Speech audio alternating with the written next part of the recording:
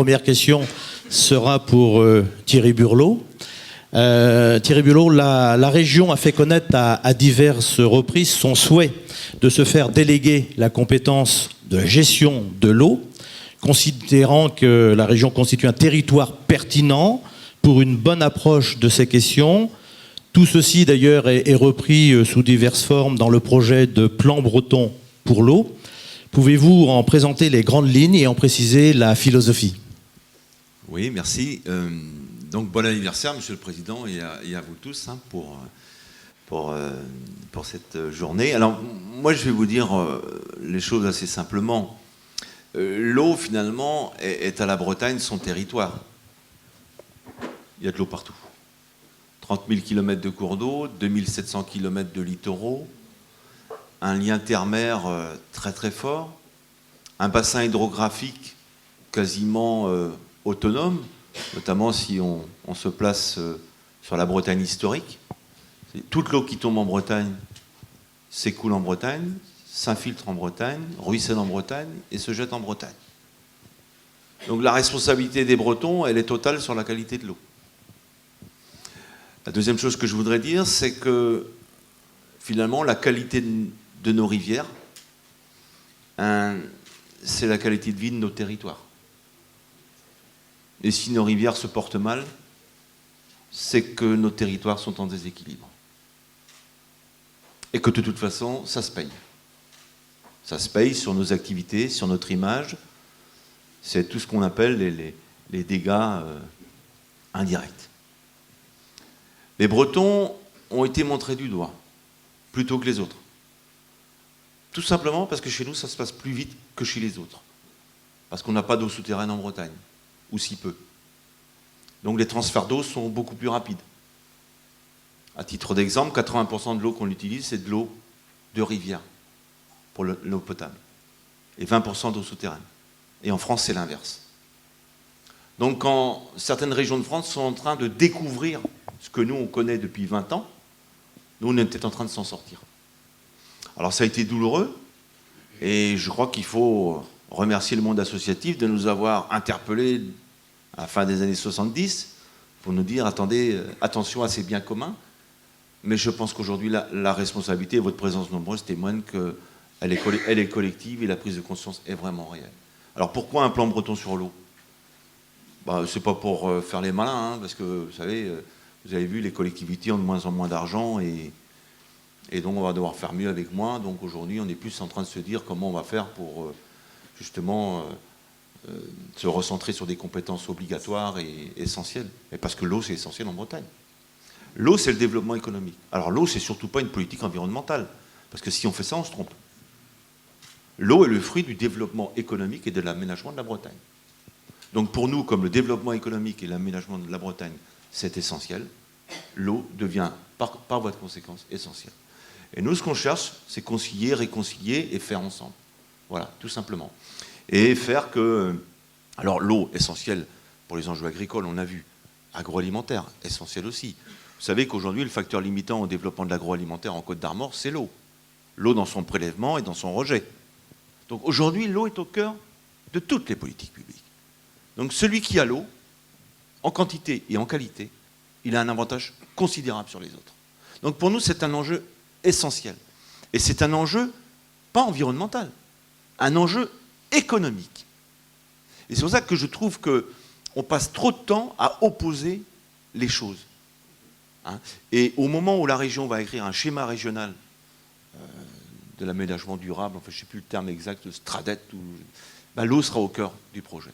Donc nous, on le souhaite le faire dans le cadre du SDAGE, puisqu'on fait partie du comité de bassin Loire-Bretagne, et le comité de bassin qui est en train d'écrire un SDAGE, mais on souhaite l'écrire en Bretagne, parce que les problématiques de la Bretagne ne sont pas les problématiques de la Loire.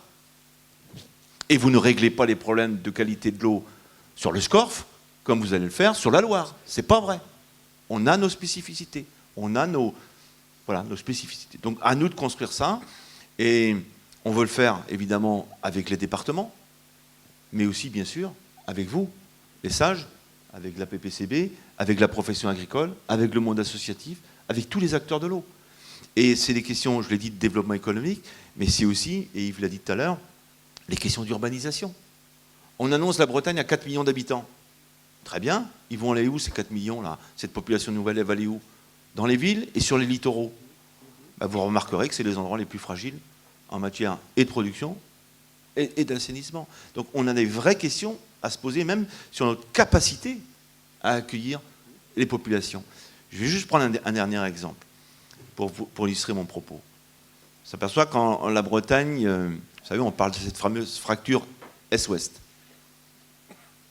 qui est réelle, hein, faut pas se raconter d'histoire. Mais aujourd'hui, les besoins en eau et le développement important de la population, il se fait à l'Est. Et je prends la métropole rennaise. Bon, très bien.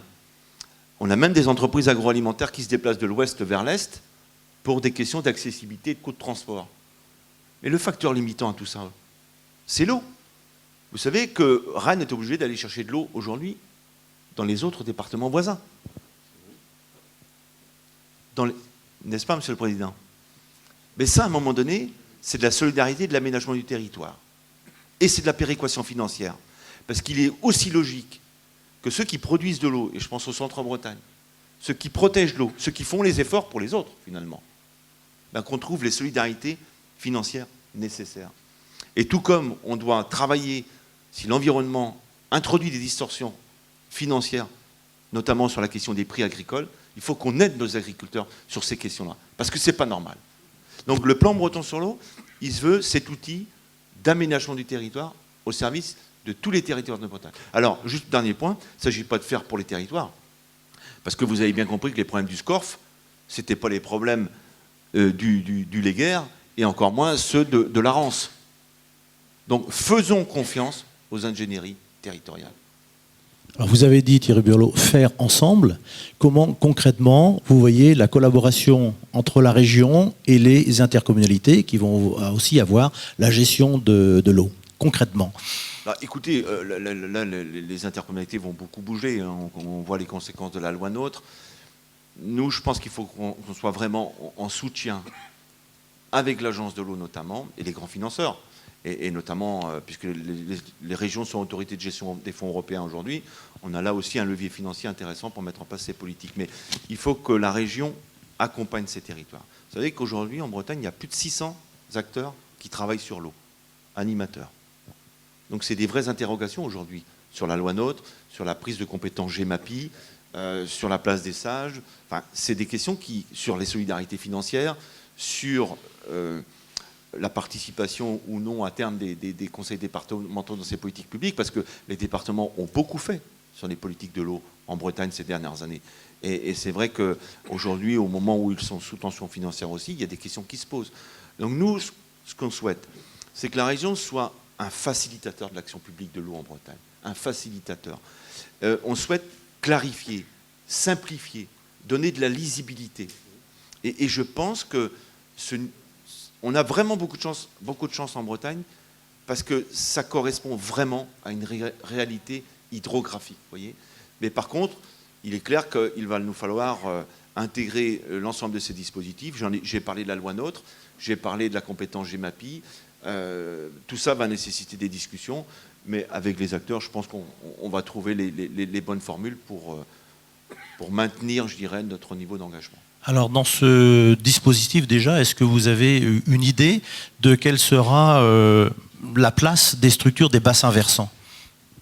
Pour nous, c'est très clair. Le SAGE est un outil de planification. Les bassins versants sont des acteurs, des maîtres d'ouvrage. Donc, sans doute, moi je vais prendre l'exemple, puisque je préside une commission locale de l'eau dans les Côtes-d'Armor. Nous, on a 2 bassins versants sur notre SAGE. On a un qui s'appelle le SMEGA et l'autre qui s'appelle Jaudy-Guindibizien. Moi, je leur ai dit, écoutez, les gars, il va peut-être falloir que vous travaillez... Enfin, déjà, ils travaillent beaucoup ensemble. Peut-être que ça va se terminer, peut-être, je dis, par une fusion des 2 structures pour qu'on ait un maître d'opérateur unique. Mais en tout cas, on a besoin des structures de bassins versants comme outil opérationnel d'action dans les territoires. Évidemment. Évidemment. Mais ils vont sans doute devoir intégrer les nouvelles compétences de la loi GEMAPI, ce qui n'est pas simple. Alors là, juste pour information, nous, on s'est arrangé avec Saint-Brieuc et le Léguerre pour porter une étude commune d'organisation de la GEMAPI sur nos territoires. Mais là, il faudra qu'avec la PPCV, Michel, et puis les conseils départementaux, on voit comment on organise la Bretagne autour de ces questions. Mais sans doute qu'il va falloir qu'on mutualise aussi, qu'on fasse ensemble, qu'on partage. Et ça c'est aussi l'intérêt du réseau régional. Je pense que c'est la plus-value que peut apporter le réseau régional. Vous savez, on ne fera pas à la place des autres. Nous, on veut aider les autres parce que la question de l'eau nous apparaît être une question fondamentale pour l'avenir.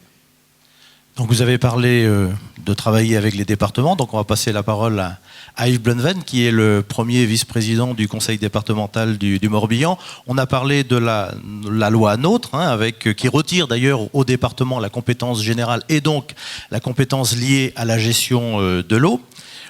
Thierry Burlot a rappelé aussi que les départements ont joué un rôle important dans la gestion de l'eau. On sait que le Morbihan a eu une forte implication, une implication d'ailleurs reconnue. La preuve, Thierry Burlot en parlait tout de suite.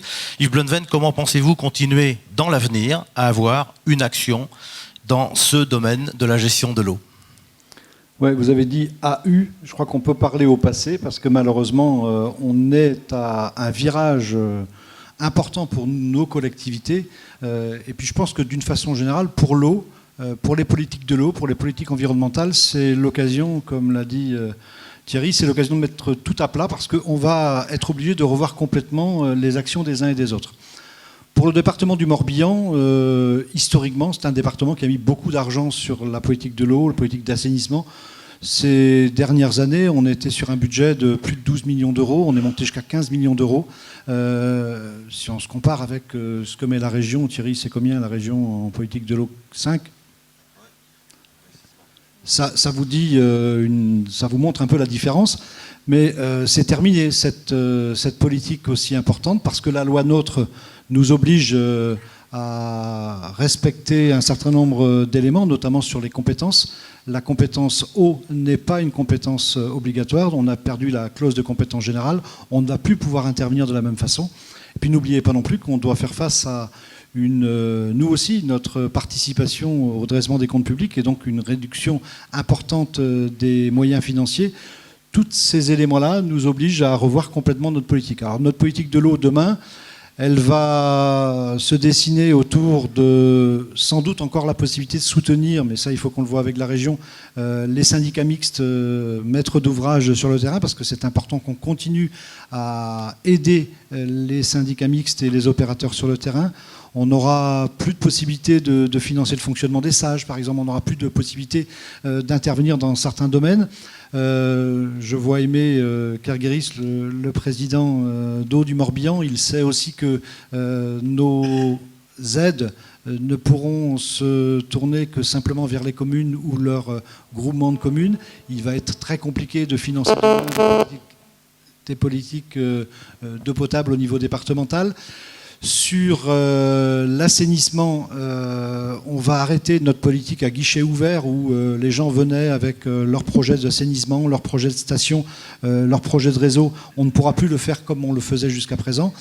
On va sans doute garder un fonds d'intervention et faire en sorte que ce fonds d'intervention puisse, de façon ponctuelle, financer des opérations d'intérêt général en lien avec la planification, en lien avec une politique globale. Je crois que le temps est venu pour mettre tout à plat, pour mettre toutes ces politiques, de coordonner l'ensemble de ces politiques. J'ai eu l'occasion souvent de débattre avec Thierry sur l'intérêt d'une politique bretonne de l'eau. Tout ton exposé de tout à l'heure, j'adhère à 80% de ce que tu as dit au préalable sur l'état des lieux. C'est vrai que la politique de l'eau en Bretagne, elle est différente de celle du bassin Loire en général. C'est pas tout à fait la même chose. Par contre, profitons de cette période où on va être obligé de mettre tout à plat pour mettre, tu l'as dit dans ton propos, simplification, clarté. Ce qu'attendent les opérateurs, moi ça fait 20 ans que je m'occupe de l'eau sur le Loc et le Sal, mais ça fait 20 ans qu'on voit grimper les contraintes administratives, qu'on voit le poids, parce qu'effectivement, il y a des multiples financeurs, il y a des multiples opérateurs. Tous les opérateurs qui sont au quotidien sur le terrain ne demandent qu'une chose, c'est de la simplification. S'il y a moins de moyens financiers, essayons de clarifier les politiques et les actions des uns et des autres. Essayons, mais ne rajoutons pas des couches et des couches. Et maintenant, par obligation, avec l'arrivée de la loi NOTRe, sans oublier aussi la CDCI, le Morbihan, le préfet réunit la commission départementale de l'intercommunalité lundi prochain. on parle essentiellement, on croit qu'on ne parle que d'intercommunalité, mais on va aussi parler des syndicats mixtes. Il y a un certain nombre de syndicats mixtes qui vont disparaître. Et le temps est venu de mettre à plat, tu parlais de l'exemple dans ton territoire, dans les Côtes-d'Armor. Eh bien, nous, sur le Sage Golfe du Morbihan, ça fait 1 an qu'on travaille sur la gouvernance, parce qu'on sait très bien qu'il faudra mettre à plat toutes ces infrastructures, toutes ces organisations, toutes ces structures, pour essayer de mettre l'organisation la plus adaptée, avec des moyens financiers réduits, et faire mieux avec moins, parce qu'on a toujours cette obligation de résultat. Et je pense que c'est le challenge que l'ensemble des collectivités ont demain à relever dans ce nouveau contexte de loi NOTRe, de participation au redressement des comptes publics, dans cette obligation de résultat, et puis cette demande, encore une fois, et j'insiste, je parle sous le contrôle d'un président, Jo, tous les opérateurs qui sont sur le terrain, tous les maîtres d'ouvrage réclament de la simplification, de l'efficacité, de l'utilisation des moyens publics. Merci Yves Blonven pour ces propos. On pourrait imaginer, on a parlé d'un partenariat là tout de suite, d'un travail en commun. Est-ce qu'il y en aurait d'autres qui seraient possibles à imaginer ou sur lesquels déjà vous avez réfléchi ? C'est le rôle et le poids demain des intercommunalités. Elles vont être centrales dans l'organisation. Quand on fait une réflexion, nous, sur le Sage Golfe du Morbihan, Riyad Etel, sur la gouvernance, on voit bien que les intercommunalités ou les agglos, puisqu'on a à peu près les deux, vont avoir un rôle énorme demain dans l'organisation de toute cette politique de l'eau sur le territoire. Il faut qu'on regarde avec les partenaires. L'Agence de l'eau sera le partenaire privilégié de l'ensemble de ces structures. Je crois que demain, à Orléans, on débat du 10e programme. On voit bien qu'aujourd'hui, l'Agence de l'eau est déjà en train d'anticiper le retrait des départements. Je pense que l'Agence de l'eau va venir compléter ce manque de moyens, mais l'Agence de l'eau, les intercommunalités, les régions, les départements, oui, c'est les partenaires forts du système, mais avec, je pense, un rôle majeur de l'intercommunalité. L'intercommunalité a repris des compétences nouvelles sur le petit cycle et le grand cycle. Je regrette juste une chose, c'est que le législateur ait encore laissé du temps. C'est-à-dire qu'on sent une réforme territoriale qui est menée au pas de course, mais avec des aberrations. On a repoussé à 2018, à 2020, la GEMAPI. Comment on va gérer entre-temps la suppression des syndicats mixtes, l'absorption des syndicats mixtes dans les intercommunalités tout ça est un peu un flou organisé, mais ça veut dire que les intercommunalités devront avoir la main, elles devront anticiper. Je pense qu'elles ne pourront pas attendre 2018 ou 2020 pour prendre la main sur ces compétences-là. Il faut qu'elles le fassent avant et il faut qu'on les incite à le faire avant. Sinon, il va y avoir un blanc là. Il va y avoir un trou avec des syndicats qui n'auront plus le financement et qui ne sauront plus vers où aller. Donc, et puis, n'oubliez pas que derrière, il y a aussi des équipes. Il y a des hommes et des femmes. Tout à l'heure, on parlait de 10 personnes au niveau du syndicat. Il y a des gens qui se battent sur ces dossiers-là depuis des années. C'est comme dans toutes les intercommunalités, c'est comme dans toutes les collectivités aujourd'hui. Elles aussi se posent des questions sur l'évolution de leur organisation. On a besoin de donner des signes forts aussi vis-à-vis de nos équipes pour leur dire comment on envisage de travailler demain. Bien, merci. On a parlé parliez de concordance, de temps. Et bien justement, je vais m'adresser à Roger Thomazeau, qui représente ce matin Norbert Métairie, qui n'a pu se rendre parmi nous, et qui a donc demandé à Roger Thomazeau de le remplacer et surtout de le représenter. Donc Roger Thomazeau, les intercommunalités, on vient de le dire tout de suite, donc, sont appelées à devenir aussi l'échelon central de la gestion de l'eau à travers la prochaine entrée en application de la loi GEMAPI, on en a parlé tout de suite, et de la loi NOTRe. Alors toutefois, comme le disait Yves Blonven, les périmètres de ces EPCI ne coïncident pas toujours avec les périmètres hydrographiques à prendre en considération. Exemple, le territoire du bassin du Scorff, puisque ici nous avons 3 EPCI qui sont représentés, Lorient Agglomération, dont vous êtes le vice-président, le Roi-Morvan Communauté et Coco Park à Quimperlé. Donc dans ces conditions, comment vous envisagez-vous cette mission localement ? Bonjour à toutes et à tous. Donc c'est vrai que Lorient Agglomération a déjà depuis 2012 pris la compétence donc de la gestion intégrée de l'eau. Donc peut-être quelque part on avait un petit peu devancé cela. Et puis qu'en termes, donc quand on parle de gestion intégrée de l'eau, donc c'est aussi la qualité de l'eau potable et que c'est un tout concernant le développement durable de l'agglo à ce niveau-là. Ça impacte sur la santé des habitants à qui on fournit cette eau. de la lutte contre les inondations, de la préservation de la biodiversité et des paysages, qui est une source de développement économique. Ça a été dit dans la première intervention. Développement économique qui dit agriculture, puisqu'on en a quand même une grande partie du territoire est quand même fortement rural et agricole. Le développement de l'industrie agroalimentaire qui est aussi très bien représenté, mais aussi le tourisme et les loisirs. Donc, pour ce faire, il existe des outils, des outils qu'on utilise donc, par les CTMA, les contrats territoriaux sur les milieux aquatiques, des mesures agro-environnementales appelées MAE, donc MAE-T, et puis donc, le programme LEADER à ce niveau-là. Donc c'est sur le bassin, enfin sur l'agglomération, il y a 4 contrats qui sont aujourd'hui programmés sur donc justement les ruisseaux côtiers, concernant la Saudraie, le Ter, le Fort Bloqué, qui concerne le Scorff, et puis aussi un sur le Sage-Blavet, puisque l'agglomération est surtout concernée par ces 2 bassins versants que sont le Scorff et le Blavet. Mais il est vrai que le bassin versant du Scorff donc, est en grande majorité sur le territoire de l'Orient Agglomération. Donc nous nous sommes déjà concertés avec Jo, d'ailleurs, nous sommes retrouvés il y a très peu de temps d'ailleurs, donc à ce sujet, donc en présence du président à ce niveau-là. Donc, comme les autres, on attend un petit peu de voir un petit peu plus de clarté. On a jusqu'à 2018, ce qui nous laisse encore un petit peu de temps, même si c'est relativement réduit et qu'on comprend bien qu'il faudra. On le sait que l'agglomération donc devra prendre en charge cette compétence. Donc après, à trouver des solutions, mais là aussi, on le sait bien que les syndicats de bassin versant ont un rôle primordial et qui sera à maintenir. À nous de trouver la bonne formule pour cela. Alors par ailleurs, le dispositif GEMAPI confie aux intercommunalités la charge de la prévention des inondations, et puis l'actualité là nous rappelle combien il est important de prendre les mesures, des mesures pas toujours faciles à prendre mais nécessaires. Donc cela peut représenter des investissements très lourds, notamment sur les zones littorales forcément. Roger Thomazeau, comment l'Orient Agglo appréhende ce sujet et avec quelle perspective? Eh bien, on en a déjà discuté. Il est vrai que je crois que le nerf de la guerre, c'est les moyens financiers et que là aussi, ils ne suivent pas et pour l'instant, donc aucune décision n'a été prise à ce sujet, donc sur le moyen de financer donc ces papilles. Donc le chantier va s'ouvrir et donc avec une grande concertation avec tous les acteurs, tous les intervenants.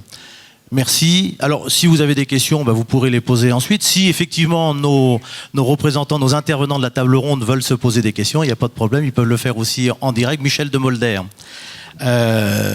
Donc, on disait tout à l'heure que vous êtes président d'une commission locale qui est la plus étendue de France. Donc, très très large. Je crois que c'est 11 millions de kilomètres. 11 000 kilomètres carrés, 536 communes, je crois que c'est ça, donc un grand bassin. Donc le SDAGE 2016-2021 rappelle que les commissions locales de l'eau sont en charge de l'élaboration ou de la mise en œuvre du SAGE et prévoit dans son chapitre 12B, c'est très clair, que vous connaissez très bien, le renforcement de l'autorité des commissions locales de l'eau. Quelle lecture, quelle interprétation faites-vous pour déterminer la place et les responsabilités des commissions locales de l'eau dans ce nouveau dispositif? Oui, alors nouveau dispositif qui n'est pas si nouveau que ça en Bretagne, mais il faut rappeler quand même que je suis président de la commission locale de l'eau du SAGE Vilaine, qui a été le premier SAGE approuvé en France en 2003. Donc c'est il y a simplement 12 ans. Le SAGE Scorff vient d'être approuvé.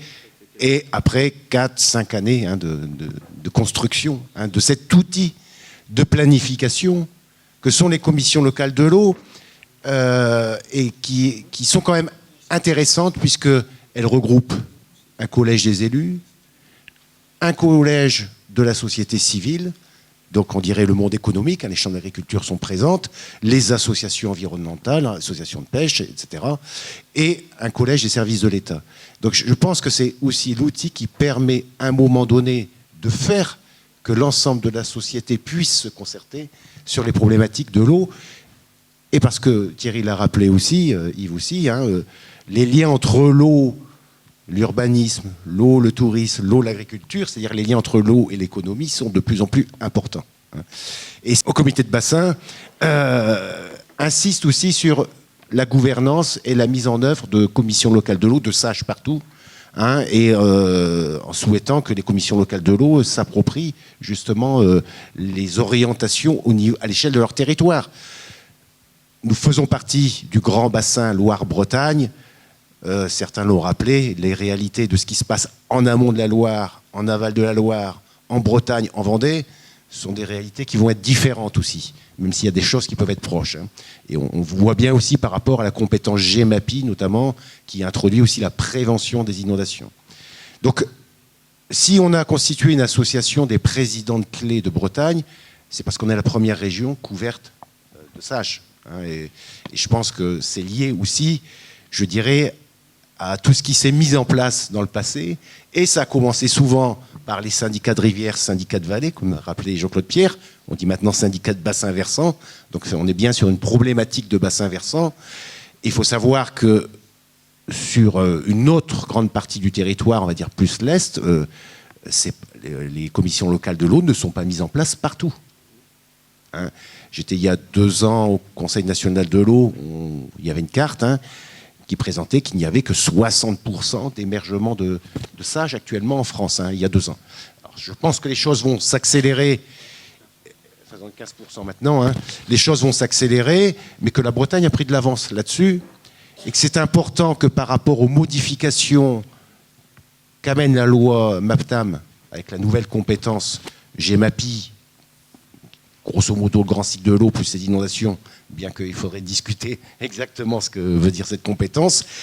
La loi NOTRe qui confie aux intercommunalités aussi la compétence eau potable, assainissement, donc le petit cycle de l'eau, on a une discussion sur la structuration nécessaire.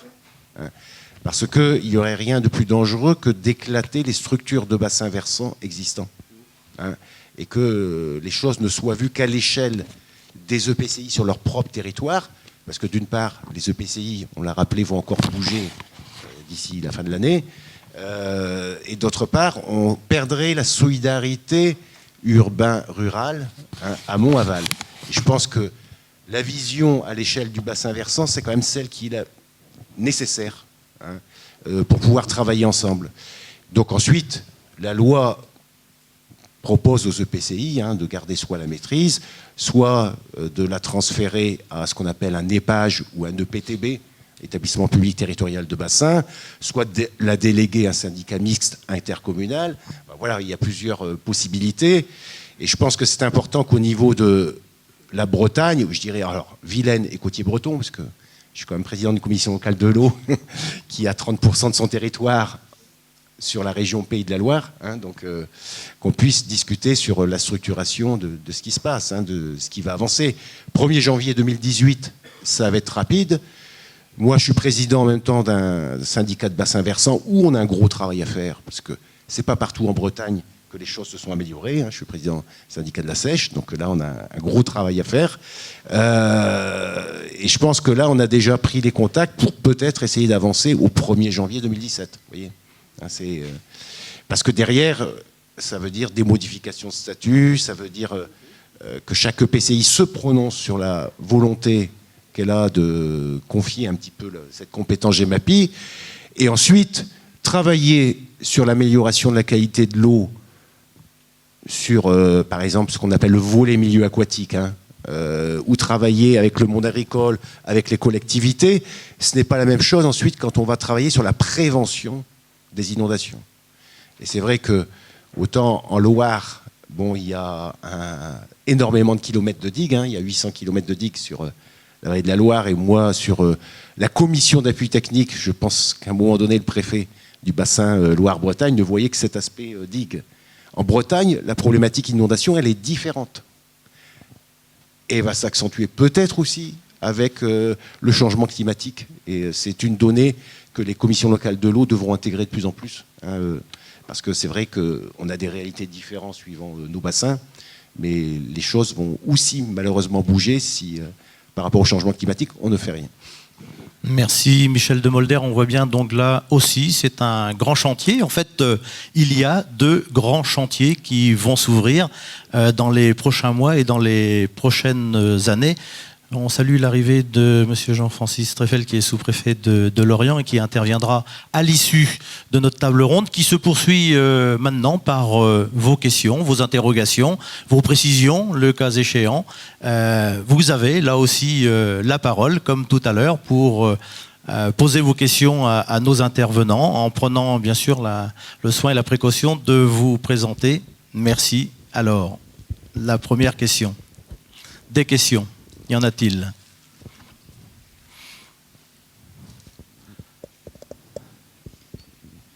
Alors tout à l'heure, on a mis un petit peu de temps à démarrer, et puis après, je crois bien qu'il y avait encore 5-6 questions auxquelles on aurait pu répondre, ou poser à Philippe Le Goff. Voilà. Merci de vous présenter. Oui, bonjour, Laurent Kerlire, président de la Chambre d'agriculture du Morbihan. Moi, je voulais un peu interpeller les uns et les autres sur la gouvernance, puisque régulièrement, la place de la profession est posée sur l'enjeu qualité de l'eau.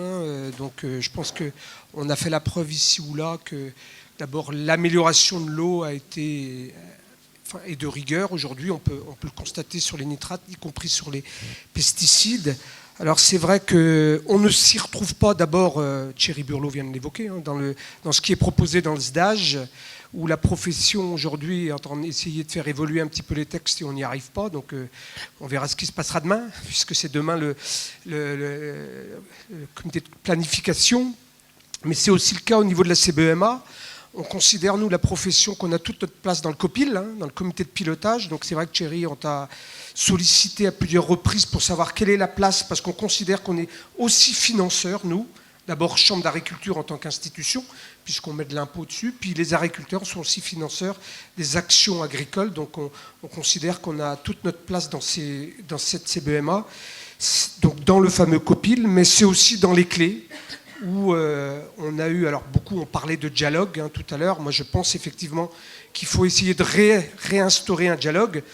Sur ce secteur-ci, enfin sur le périmètre de Lorient, il y a eu des ruptures de dialogue malheureusement.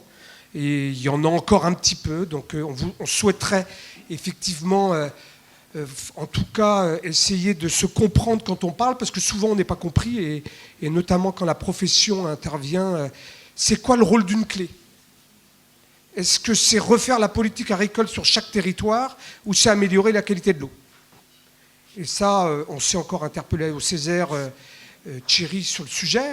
Donc voilà, je pense que autant je pense que c'est à la région, avec tout le monde, d'écrire les plans agricoles, enfin les projets agricoles, les orientations. Si on fait tous ces débats dans chaque clé, c'est vrai que c'est très très difficile. Et on arrive à des oppositions parce que certains voient dans les clés l'objectif de modifier les systèmes agricoles.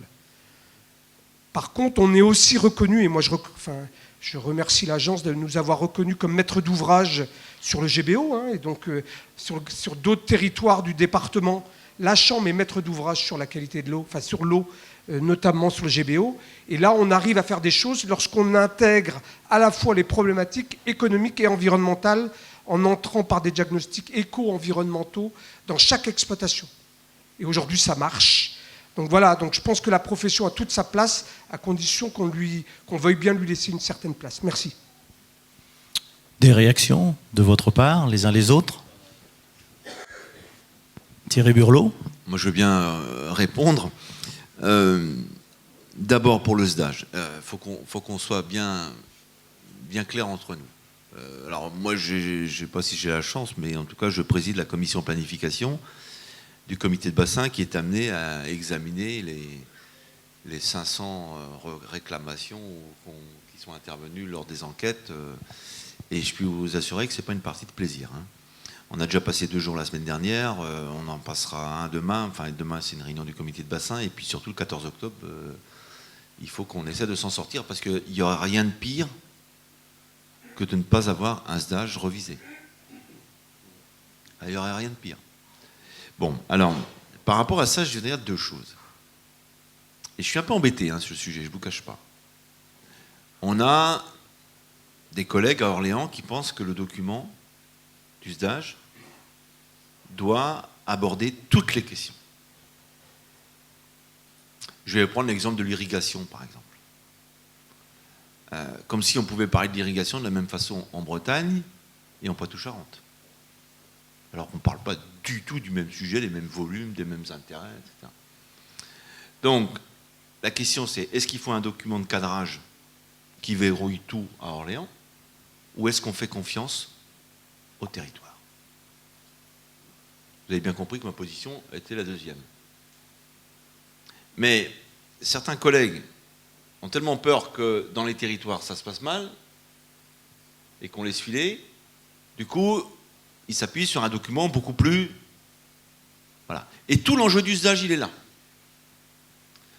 Alors moi, je l'ai dit hier à la commission géographique du Bretagne-Côtier, Vilaine et Côtier, excuse-moi Michel, j'ai dit, à ce moment-là, faites confiance à ces espaces régionaux, ces grands espaces, pour trouver les bons consensus. Et je pense qu'on est capable. On est capable. Alors l'article 7, je ne vous en parle pas, ou le chapitre 7 du projet de révision de SDAGE, je ne vous en parle pas, mais c'est une vraie bagarre, quoi. Et je ne suis pas sûr qu'on va s'en sortir, parce qu'on ne parle pas de la même chose. Et encore une fois, les problèmes des uns sont pas les problèmes des autres. Bon, donc là, il y a un gros débat. Ça, c'est la première chose. Mais en tout cas, moi, je suis convaincu qu'on a la capacité d'avancer sur le sujet si on fait confiance. La deuxième question qui est posée par Laurent, parce qu'elles sont très précises, ces questions, c'est, doit-on refaire la politique agricole dans chaque sage de Bretagne? La question est non. Déjà, c'est compliqué. Ça a été dit tout à l'heure, les enjeux sont européens, on est dans la mondialisation, on ne va pas réinventer. Par contre, il faut qu'on ait un vrai débat sur les grandes questions agricoles, et je pense que la région est un très bon espace. Et comment parler de ces questions agricoles si on ne parle pas avec les professionnels de l'agriculture? Et là, il y a une question de confiance et de responsabilité aussi. Ça a été dit par M. Le Goff tout à l'heure. Il y a deux manières d'aborder la question environnementale. Il y a, on boucle ou on fait confiance, quoi. Moi, je disais tout à l'heure, je suis allé au SPACE. Attendez, il y a 2 stands sur 3 au SPACE qui parlent d'environnement. Donc la prise de conscience est réelle. C'est même un enjeu économique, puisque c'est des stands économiques. Donc arrêtons de... Donc faisons confiance. Mais il faut qu'on ait des objectifs. Et je pense que c'est l'un des enjeux majeurs, c'est ça, c'est la confiance.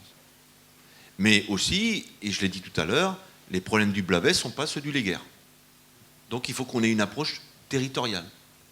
Moi je vois, chez nous, quand on est amené à parler du SAGE, moi ça m'intéresse aussi de parler d'agriculture, d'installation, de savoir combien d'agriculteurs on aura demain dans nos communes rurales.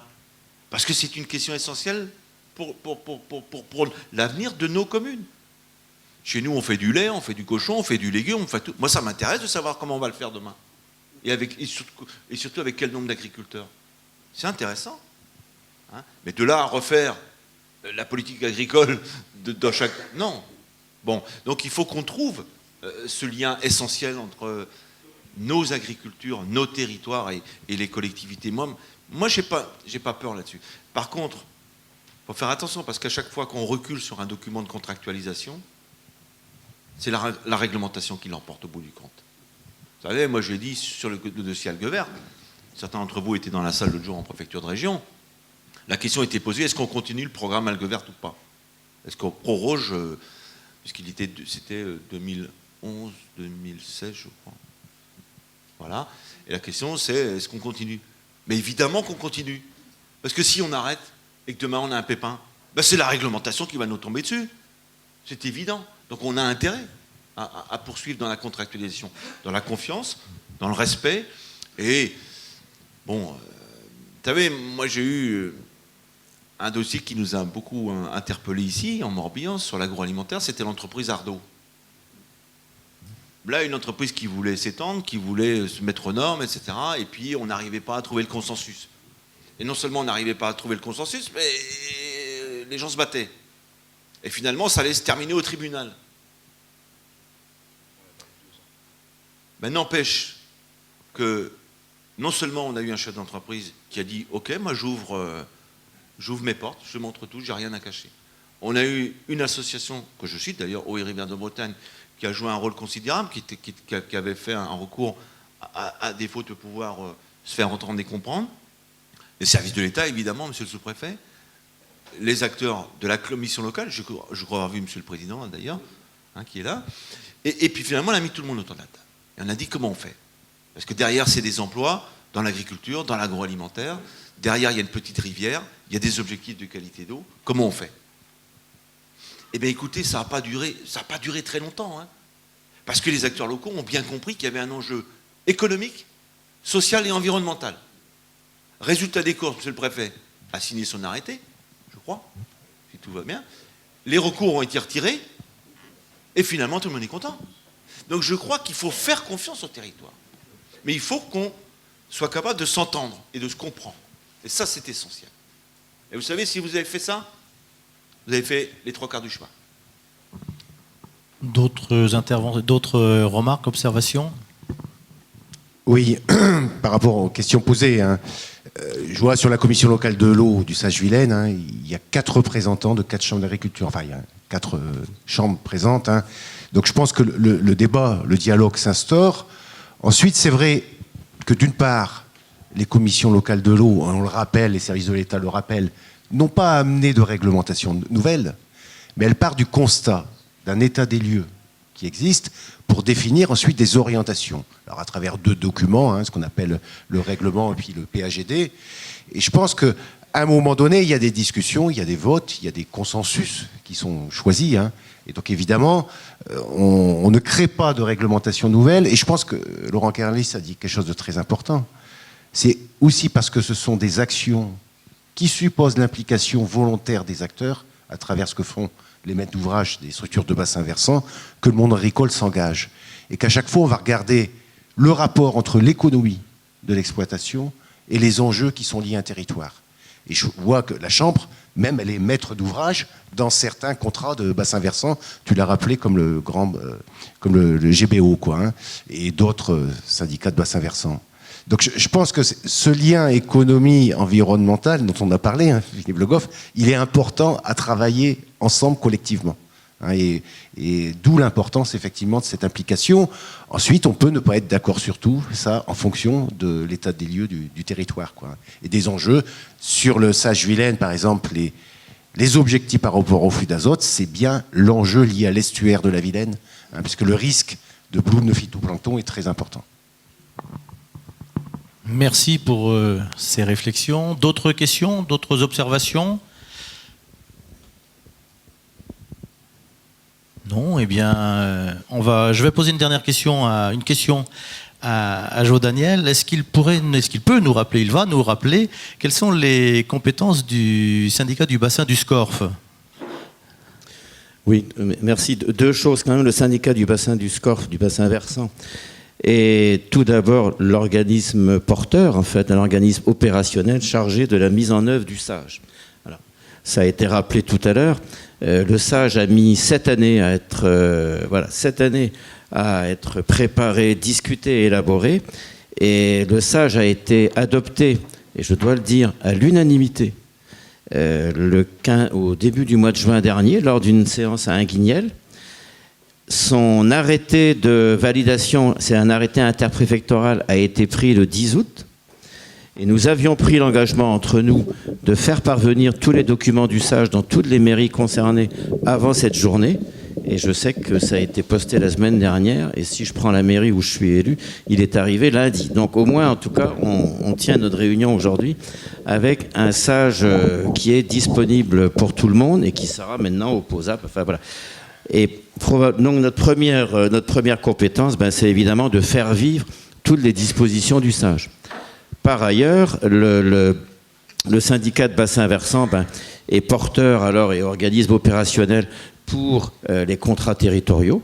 Alors avec un volet agricole, avec volet qualité de l'eau, préservation des milieux aquatiques, etc. Et il a par ailleurs quelques compétences qui sont un petit peu différentes, mais qui sont très complémentaires à ce qui se fait. Le SAGE est aussi la structure porteuse d'un programme Natura 2000. dans lequel l'eau a une très très grande importance. Alors, c'est un programme Natura 2000 qui concerne la vallée du Scorff, mais un petit peu aussi par extension quelques communes qui relèvent du syndicat du Blavet, et aussi un petit peu quelques communes qui relèvent de la communauté du pays de Quimperlé.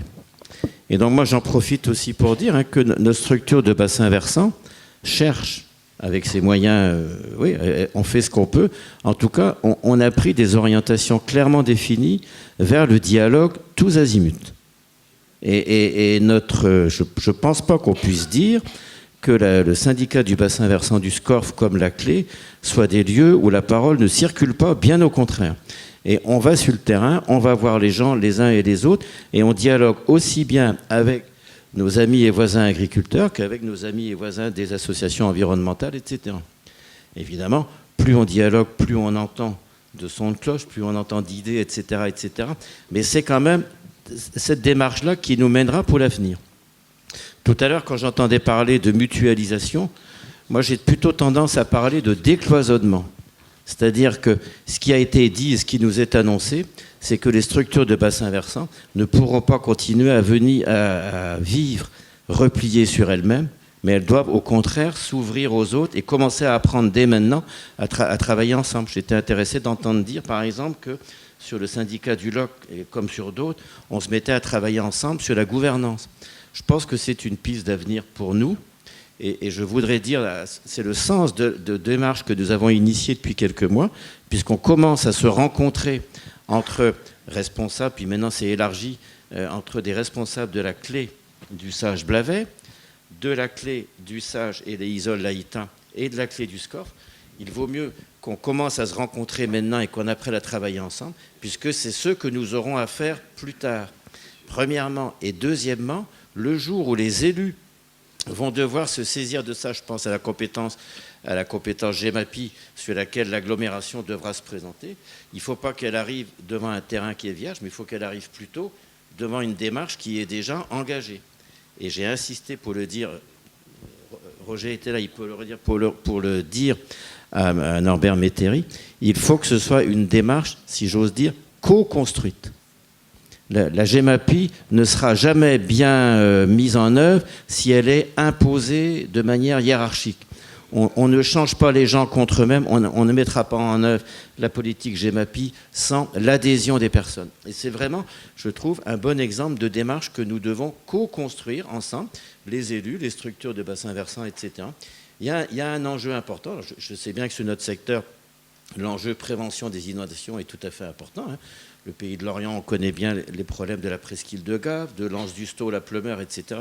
Il peut y en avoir d'autres, et que ça va nécessiter une mobilisation de fonds dont on ne voit pas trop la couleur encore pour l'instant. Mais peu importe, même si on n'a pas toutes les réponses, il faut qu'on soit volontairement engagé dans une démarche de décloisonnement, de travail en commun, et donc de co-construction de tous ces projets-là. Et finalement, plus que nos compétences, je pense que c'est un peu notre volonté aujourd'hui, et c'est dans ces directions-là que s'oriente le syndicat du Scorff. Et vous le voyez bien, notre rencontre d'aujourd'hui avait aussi et a aussi pour but d'échanger tous ensemble de ces questions-là et de faire en sorte que chacun se les approprie pour qu'on ne soit pas que 4 ou 5 à discuter entre nous. Je pense qu'après la journée d'aujourd'hui, un certain nombre d'entre vous, si vous ne connaissez pas, vous allez peut-être regarder ce que veut dire GEMAPI, ce que c'est que le petit cycle de l'eau, le grand cycle. C'est vraiment des affaires dont toutes les personnes qui auront à se prononcer doivent se soucier et se préoccuper maintenant. Voilà, merci. Merci Jo Daniel, on a bien compris, concertation, dialogue, échange. Confiance, on a parlé aussi de confiance, tout ça avec une grande volonté. Et on dit généralement que quand il y a une volonté, il y a un chemin. Donc on ne doute pas qu'il sera trouvé. On va laisser la conclusion à Jean-Francis Trével, qui est sous-préfet de Lorient. Du syndicat du bassin du Scorff, je vous félicite, vous remercie les uns les autres de votre engagement au service de cette grande cause qui est celle de l'eau. Donc je salue Jo Daniel, tout d'abord, le président de la commission locale de l'eau et du syndicat du bassin du Scorff, les élus présents, les vice-présidents du conseil régional, du conseil départemental, de Lorient Agglomération, de vous-même, monsieur le président de la Clé-Vilaine, du président de l'association des maires, maires de la commune qui nous accueille, et les membres, bien sûr, de la commission locale de l'eau, sans oublier les anciens présidents du syndicat du bassin, ainsi que les membres des associations de défense de l'environnement, et bien sûr, vous tous qui êtes engagés dans la politique de l'eau. Comme sous-préfet, je suis très attentif à vos actions, très attentif à votre mobilisation, à votre vigilance. Comme chacun sait, ça a été beaucoup dit ce matin, l'eau est une ressource naturelle d'une importance cruciale. Elle est aussi un sujet d'importance nationale et planétaire. Et à l'occasion de la COP21, 21e conférence des parties au protocole des Nations Unies de 1992, c'est important de le dire, sur les effets climatiques, COP21 que la France accueillera dans moins de 2 mois. La question de l'eau sera considérée comme centrale pour l'avenir de notre planète. Et j'en parle car si l'action dans laquelle vous êtes engagés est locale et immédiate, les enjeux sont nationaux et internationaux, car il y va d'un équilibre écologique global dans le cadre duquel l'eau joue un rôle majeur. Et le dérèglement climatique s'ajoute encore à cet enjeu. On en a eu quelques témoignages il y a quelques jours. Alors il y a, je ne sais pas si on en avait parlé, mais il y a quand même une loi fondatrice, c'est la loi du 16 décembre 1964, relative au régime et la répartition des eaux et à la lutte contre les pollutions, qui est un acte de naissance de notre politique de l'eau. Bien du chemin a été parcouru depuis, et bien des visions de l'eau ont évolué.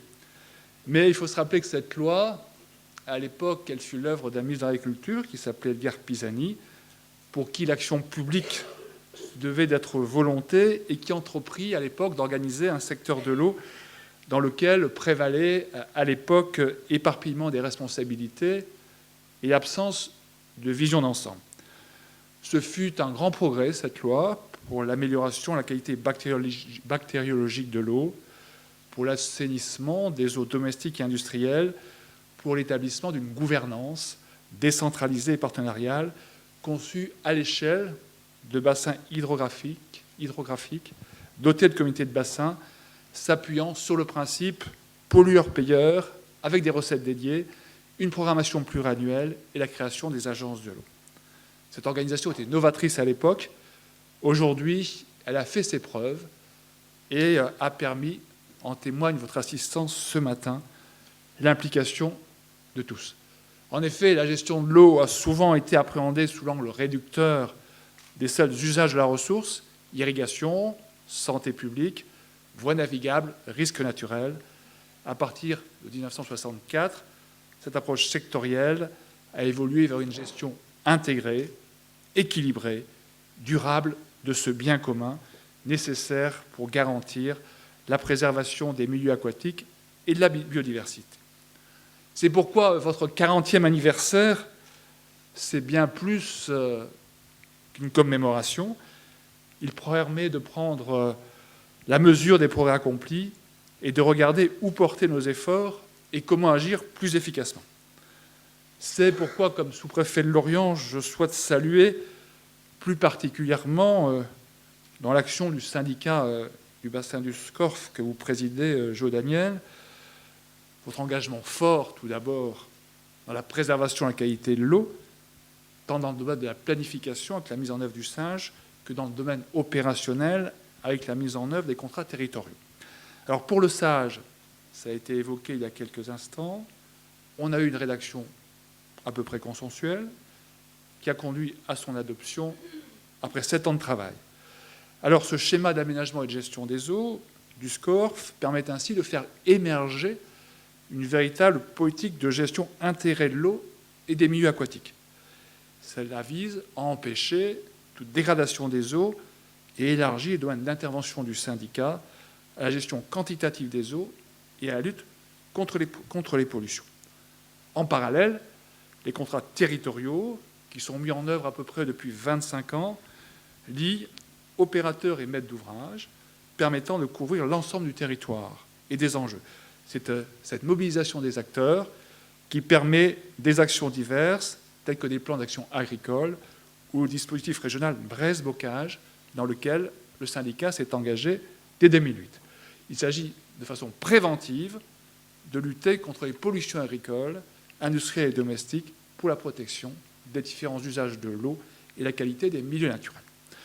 J'ajoute que le volet restauration des milieux aquatiques est largement pris en compte par le syndicat dans le contrat territorial et permet ainsi de contribuer à l'amélioration du bon état écologique des cours d'eau concernés. On a vu tout à l'heure que ce sont plus de 750 km de cours d'eau qui sont intéressés. Je voudrais aussi saluer votre engagement, l'engagement du syndicat comme maître d'ouvrage en matière d'études de restauration de la continuité écologique aux droits d'ouvrage en particulier, qui peuvent constituer un obstacle à la circulation des sédiments. Il s'agit ainsi de contribuer à la mise en place d'une trame bleue en complément de la trame verte. Ça nous rappelle le degré de Grenelle de l'environnement. Et à ce titre, je crois avoir relevé, lorsque nous avons préparé cette réunion, Monsieur le Président, que 8 seuils de moulins ont été aménagés et un 9e est en passe de l'être. Je ne voudrais pas oublier, bien sûr, votre engagement fort dans le domaine de la biodiversité en tant qu'opérateur du site Natura 2000 intitulé Rivière du Scorff et de la Sarre, forêt de Pont-Calec, espace naturel reconnu d'intérêt communautaire pour la qualité de son patrimoine, et le syndicat est opérateur de ce site. Il a élaboré le document d'objectif, le DOCOP du site, et il en assure l'animation. Enfin, vous avez une participation forte pour le développement touristique de la vallée et une communication active et soutenue, et c'est grâce à vous, en particulier, que l'on doit la mise en valeur de son patrimoine archéologique, architectural et mobilier, et vous avez souvent des animations à travers, en particulier, la Maison du Scorff, et je voudrais ne pas oublier l'ensemble de l'équipe qui vous entoure, qui vous permettent à la fois d'imprimer cette publication, Infolo, et également d'être à l'origine de manifestations telles que la rando du Scorff ou la fête de la nature que nous connaissons. Bref, en 40 années, vous n'avez pas perdu votre temps les uns les autres. Et comme son préfet à Lorient, je voudrais vous en féliciter parce que 40 ans, c'est le temps qu'il a fallu pour penser, pour créer, pour restaurer, pour valoriser, pour faire évoluer. Et c'est pas fini parce que 40 ans, beaucoup d'entre vous, nous le savons, c'est l'âge où la vie commence. 40 ans, c'est l'âge où l'on peut gravir des montagnes, traverser des océans.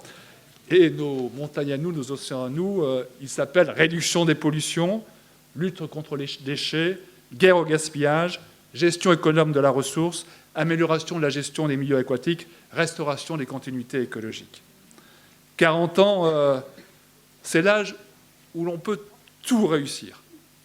Et aujourd'hui, au syndicat du Scorff, il vous faut réussir, vous l'avez dit, à faire vivre le sage et vous impliquer dans la réussite du futur dispositif GEMAPI en liaison avec des communautés de communes compétentes. 40 ans, c'est aussi l'âge où l'on ne craint rien. Et à ce titre, vous avez entrepris de développer des liens de proximité avec les structures des bassins versants et les commissions locales de l'eau, comme avec vos partenaires et le public, on l'a dit tout à l'heure. 40 ans, c'est aussi l'âge où on a acquis ses armes pour l'avenir et pour votre vie future. Mesdames et messieurs, les membres de la clé, elles s'appellent, ces armes, compréhension mutuelle, dialogue, meilleure perception des buts et objectifs de chacun, ce qui est un gage de réussite. Bref, 40 ans, c'est une évidence. Et l'évidence pour le syndicat du Scorff, c'est son engagement permanent en faveur de la préservation de la qualité de l'eau et des milieux aquatiques. Donc merci à tous, territoire, citoyens, professionnels, élus, qui vous impliquez pour sauvegarder ou reconquérir la qualité de l'eau. Comme vous le savez, l'État, les services de l'État que je représente attachent une attention toute particulière au portage de ces politiques de préservation de la qualité de la ressource en eau, ainsi que des milieux naturels qui contribuent à la qualité du cadre de vie, facteur de développement territorial. Donc merci à tous, et vous me permettrez en conclusion de continuer à nous souvenir qu'au commencement de toute l'humanité, il y a l'eau, raison pour laquelle, dans l'ordre des priorités, rien ne précède l'action à l'eau, l'accès à l'eau. Le maintien de sa qualité, c'est le devoir de chacun d'entre nous d'en prendre soin. Et ici, dans le bassin du Scorff, au sein de la Clé, vous fêtez vos 40 ans et vous en avez bien témoigné. Merci à vous.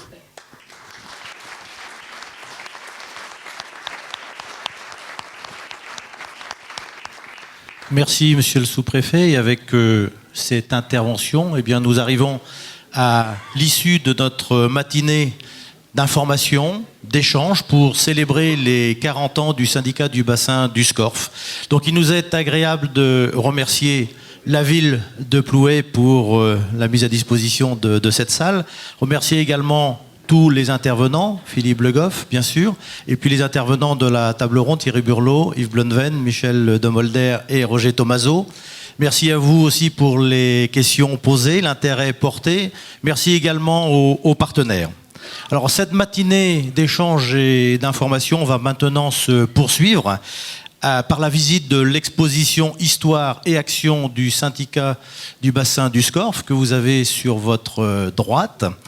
Et un peu plus tard, par un moment de convivialité qui va se dérouler ici dans cette même salle, le temps que nous allions voir cette exposition, et la salle sera à nouveau mise en place pour que nous puissions prendre ce moment de convivialité.